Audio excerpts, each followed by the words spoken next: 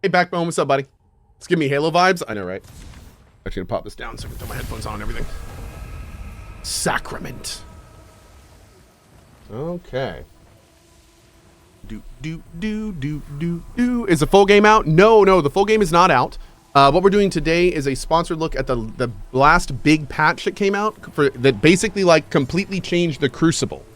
So we're going to be talking to the devs and talking to them about what they're doing with the game, what they did with the Crucible, what their plans are coming up. So we got all sorts of fun stuff. It's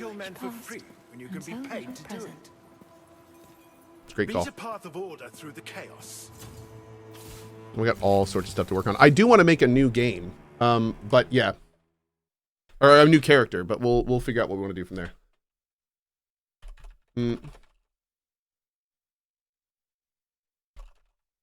One second.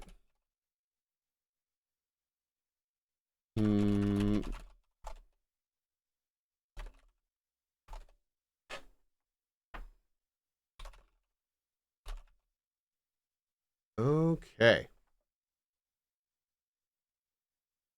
Let's go. Sam the Man, we'll probably get to a point where we're taking some questions from chat, so yeah, we can see there for sure. Did I survive the night? I did. Madalo says it's adorable. You think you have time for another big playthrough this game with everything else on your plate? Oh, I don't. No. Today we're just taking a look at the patch update and everything. No, I do not have time for another full run of this. We absolutely will do multiple big full runs of this game as it goes through development.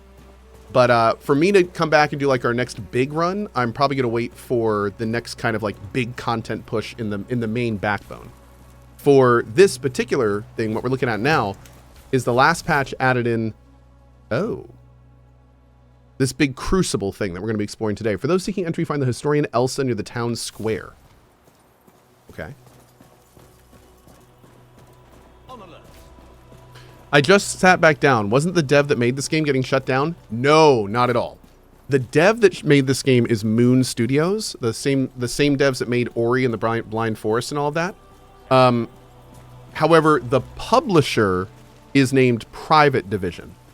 And Private Division is, unfortunately, as of the end of actually a couple months ago, going through a shakeup.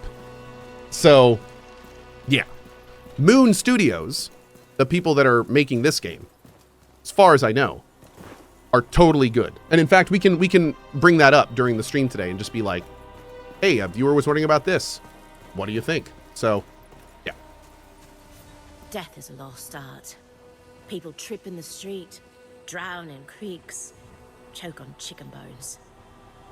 Well, good to see you too this morning, Elsa. But your kind perfected the form. You did not survive your first night? Oh, I did die, technically. But to be fair, I did murder myself. That's why I've devoted my life to studying you. Your ruins, your ways, your slaughter. I didn't die to zombies. I died to my own traps. Sorry. I never introduced myself. I am Elsa. Hi, Elsa. There are relics of your kind all over Sacra. Another was just discovered in the stonemason shot by the cemetery. You should see it for yourself. Perhaps it's your temple, your library, your tomb. That, okay. Boop.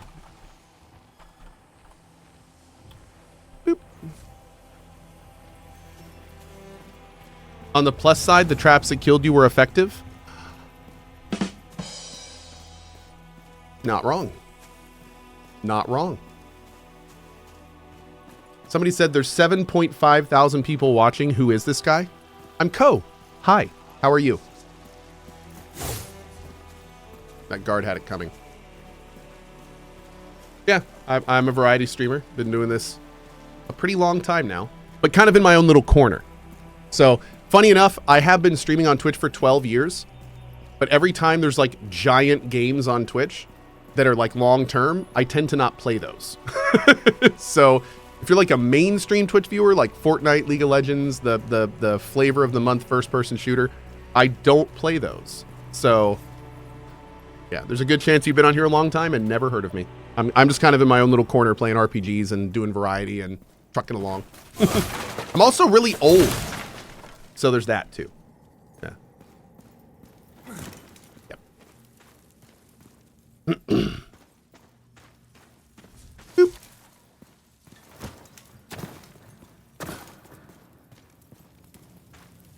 All right, let's see. So we did the Crucible in our last run, but this is going to be different. There you are. Look at this. The floor of the masonry collapsed, revealing this chamber below. Isn't it remarkable?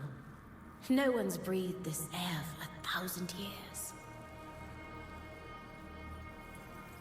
I believe a deeper ruin lies beyond this seal, but I'm unsure how to access it. You know, in some cultures, the faithful pleased their gods by ritualistically disemboweling themselves. Wouldn't that be a sight? ...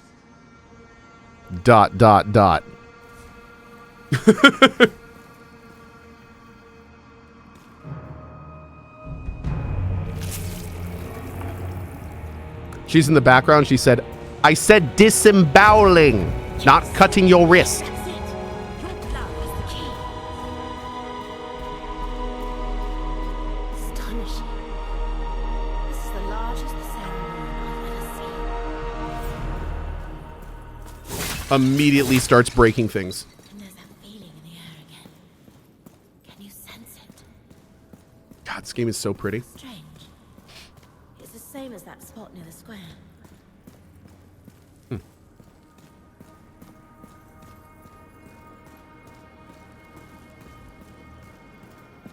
By the way, as we have gotten to 9 o'clock, I do want to give a big shout out and thank you to Moon Studios for sponsoring the next hour and a half of the stream. Today we are here checking out No Rest for the Wicked, a game that I've already put many, many hours into and I've very much enjoyed. This game is currently in early access and undergoing heavy development. There's a lot of stuff here already, but it's got a long way to go. And the devs are very committed, getting in a lot of great feedback already. And these are the guys that made Ori and the Blind Forest. So I think we have something pretty fun to look forward to. So yeah, big thanks to them for sponsoring the stream. If you want more information, there's a pin chat command. The NRFTW command also has a link. And thanks to them for that. We're going to have a dev jump in a little bit, and we'll talk about the Crucible and what their plans are and all that kind of stuff. Probably take some questions from chat. And we'll go from there. So cool. On that note, let's get going.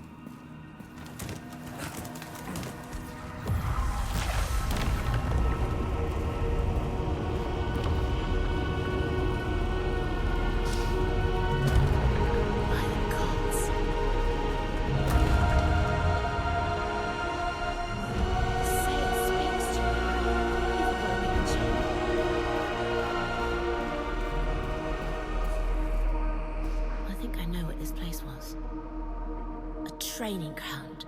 The ancient Saren built it to hone their skills as they fought against the plague. See, each of these statues will lead to a gauntlet, stitched together. Places, dreams. Wait a second. When you click out of this game, it doesn't cut the sound, it fades it. So watch this, watch this. When she reads this next line, I'm gonna click out of the window. What are you waiting for? Click. Go on. Click in. Just a drop should do it. I don't think I've ever played a game that does that. It's kind of wild. That's kind of cool. It's minor, but it's kind of fun. It's the little things, chat. It's the little things. They add up.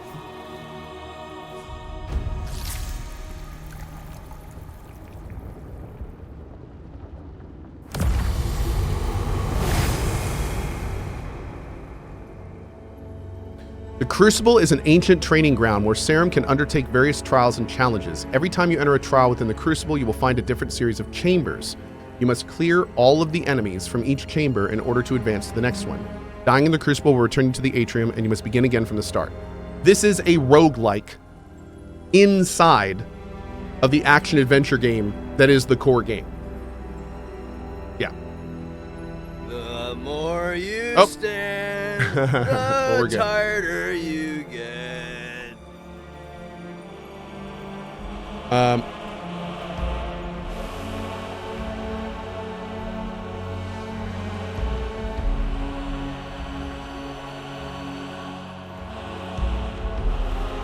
Okay, one sec.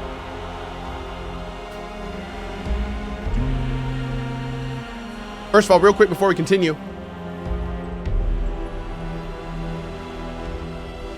Oh, just kidding.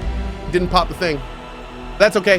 Hey, Cohh, been a YouTube lurker since 2018 at least. Just want to thank you for being a force of chill vibes in the world. Hopefully you never have a cause to doubt the positive impact you have in the lives of those who watch you. Good show, sir. Thank you for that. Xandar89, really appreciate it. Then we also have Torse9 with the 60 months. Thank you for that as well. Really appreciate it. Thank you, thank you. Okay, let's get going.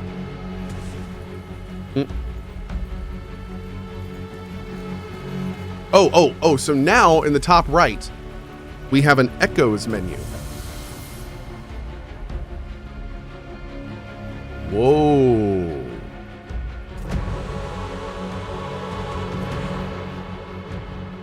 Okay.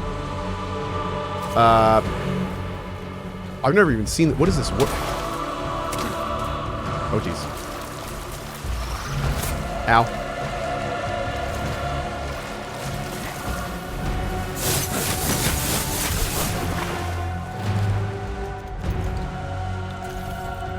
No! Ah! Alarm! Need to lower audio. I'll just do this. There we go. Great. While inside the Crucible, you do not gain experience, but you can collect traces from fallen enemies. These traces can be, see, that's a complete change from before. These traces can be used to invoke effects called Echoes. At any point during your run, Echoes bestow various temporary effects upon the player and the world. You can also spend traces to re-roll and view a new set of available Echoes. Okay, so before, this was like the place to power level. Like you'd come here to gain experience. That's what you did here. So they have apparently completely switched that whole thing. So I'm guessing it's much more of a focus on loot now, which would be cool. Or something else. Maybe something else.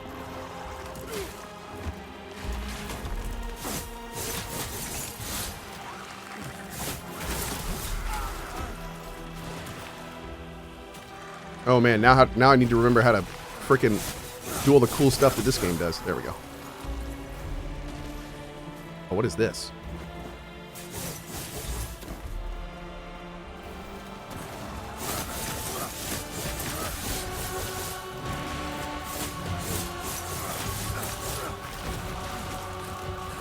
Okay, after this room here, we're going to get in with the one of the designers. I'll let him introduce himself. And we'll talk to him about the Crucible and what all this is. All right, there we go. Okay, hold Y to advance to next chamber. Cool. Give me just 1 second. Do.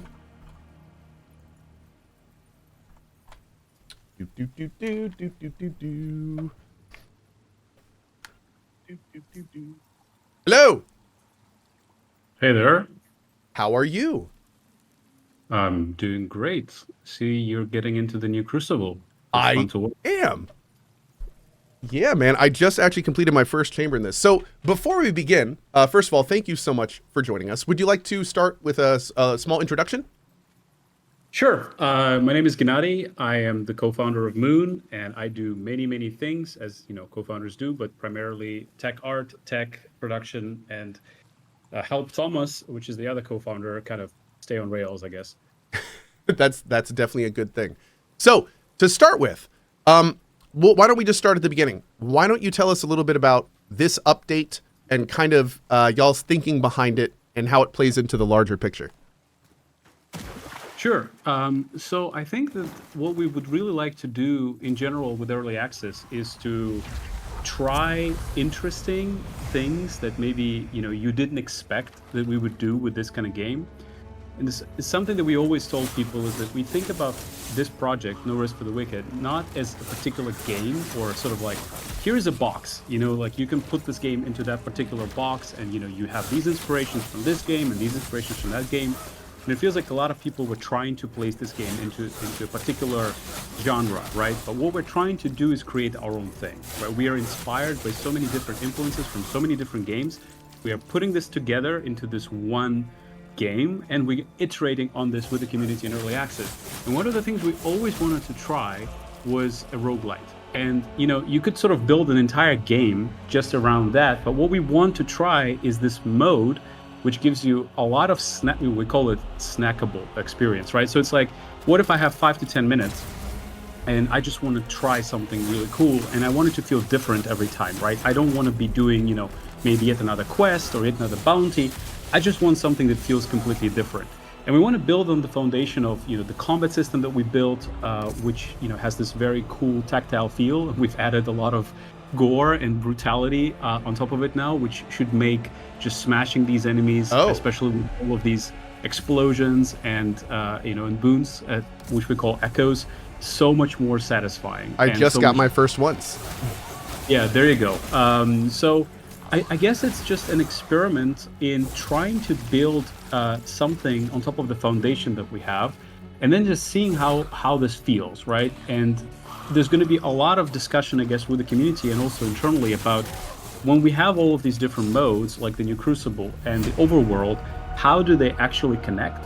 And how do these different systems talk to each other, right? Because it has to be one experience that is a part of the bigger whole. And I think this is where it's such a beautiful thing to have this in early access and just see what, you know, yourself and other people in the community do with this. And I mean, it's just really fun to get feedback. So I would love to hear, once you finish your first run, you know, what do you think? For sure, for sure. So one kind of interesting thing that kind of immediately jumps up is the idea, and I think I saw one of your designers using this word that I kind of like, the idea that No Rest is a platform where you can kind of like build in different directions. So here is kind of like a design question for you that I'm interested in hearing your perspective. The idea of a platform is that you kind of want to keep everyone centralized in your world and give them the most interesting and different things to do. As you develop the different sections, how are you approaching the fact that like some people may want to come to your product for one part of it? And how do you balance making all these different versions important and meaningful, but maybe not required? Or is the plan to make everything required? I think it's a great question. I don't necessarily think that everything would be required, but I do think that what we would try and do is, it's like you're coming to a restaurant with a menu, right? As opposed to you come in for a particular meal. Oh, I like right? that. So so when we talk about platform, you know, it's maybe a little bit of a, you know, for the lack of a better word, dry corporate word, you know, like, oh, it's a platform. What does that really mean? You know, we're trying to make a game that you could have different experiences in, while tying it all together in one world, you know, one combat system, you know, loot, the character progression, the world progression, the town progression. The Crucible that you're playing right now will have progression as well. You will be able to level it up, just you will be able to level up your town. So the idea is that all of these different experiences connect. And, you know, it's not that you have to do all of them, but that you can do all of them, right? And then you get that much more out of the world we've built, you get that much more out of the combat system we've built. So, you know, think about this first step of trying this roguelite kind of mode in this game. Now think about us adding multiplayer to this, right? And being able to do these runs with your friends. And now suddenly it's like, oh, you're multiplying everything, right? So all of these modes, they're not necessarily, you know, A or B or C. It's A multiplied by B multiplied by C, right? So that's how we see it. More additive and cumulative. Exactly. It's almost like they're exponentially multiplying each other, as opposed to just being, you know, optional or A or B or C. They have to work as a, you know, kind of this cheesy word of greater than the sum of its parts. So hopefully applies perfectly here. Yeah. Yeah. When all these things combine, you get this game where, you know, we're generally, let's say you would be, you know, in sort of like this very, very complex and challenging combat system, right? So you might say, look, I'm tired of fighting these bosses. I'm tired of fighting these enemies, and I'm gonna just switch this off and I'm gonna play something else. Whereas what we're going for is, well, you can go and do farming in town. You can just go and collect and just smell the roses, watch the sunset, go to sleep. Do some cool stuff that is not just necessarily fighting and destroying everything. So ideally, we would want to build a game that people don't have to turn off. We'll see if we can do that, but that's the ambition. That's wild. That's almost like the classic MMO approach, where they want you like going to bed thinking about the game, waking up thinking about the game, having that endless to-do list in the right side of your mind kind of thing. That's really cool. So, on that note, what are the current plans for the Crucible, and where do you see taking this specific mechanic? So again, this is just a first step into something that we feel will be a really big part of the end game and also mid game. And there's a big discussion in the team about that. Is should this just be an end game mode? Should this be something that you can do alongside your campaign, which is something that we've opted in right now? I'll actually shut up for a second because this is cool. Okay, yeah, I've not seen this before. Yeah, go ahead. Yeah, go ahead.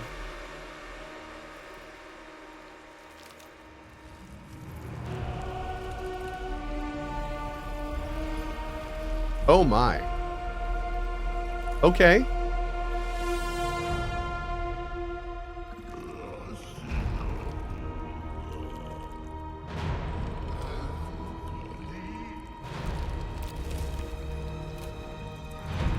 Oh, that was a quick fight.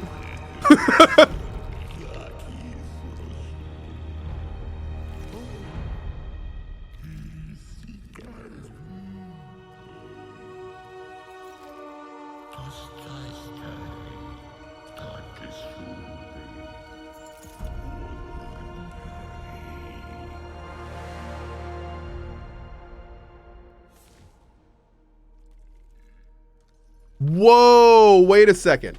Exalting an item will raise its primary stats and increase the benefits bestowed from any enchantment. Exalting items is permanent and cannot be undone. Okay, that's awesome. Yeah, okay. So one thing I definitely noticed coming in here is that you guys have removed the experience from the Crucible, which I found very interesting. Because I thought originally, like, the idea was that you could go into the Crucible and it would move along your experience, kind of like the main storyline. Of course, that brings up all sorts of issues, right? Because then someone could like just go main the Crucible, and then when they go back to the main story, they're like super high level, and they just walk, through multiple hours of storyline. So, was that the thinking in removing the experience here, or how did that work? Yeah, exactly. I think that's the main concern that the design team has. I think we're still debating this in the team, and these debates internally is something that is very cool at Moon Studios, that everybody can really express what they feel could be the best for the game. And I think early access is that ability as well for just trying things, right? So we can try maybe in the next update giving it a little bit of a different balance or a little bit of a different reward structure. I think that's something that you will see actually in a short hot patch that we will release soon, is that some people brought up that certain rewards are not working yet, so we're going to try a few things. Oh. And I think that's actually a really cool ability that we have, through early access, just trying these things, being audacious, doing things that maybe don't work right at first, but still are very, very fun and very, very addictive. And then just seeing how can you, going back to your earlier question, really tie together these different modes and make sure that they live in harmony instead of competing with each other, right? So we don't want the Crucible to basically kind of destroy overworld experience where you no longer have to go to and do the overworld anymore. We want them to be different meals at the restaurant, right? So if you feel like doing more Crucible runs and you feel like doing that, that's awesome. And the next day you feel like venturing out into the overworld and revisiting existing areas, meeting more NPCs. The other day, maybe you want to go to the town and build more projects and do some more of the meta game in town. So it's really about giving you these different. It's almost like, if you think about the video game as like a movie that is played out across a long period of time, it's about pacing, right? It's not about being one-dimensional and kind of like one note. It's having different feelings and different, approaches to what you're going to be doing every single time you sit down and play. And I think that variety is what is very difficult to achieve, because we're trying to mix all of these things where, like when we did the original trailer, we specifically added tree cutting and fishing into the trailer, and you could see how people would.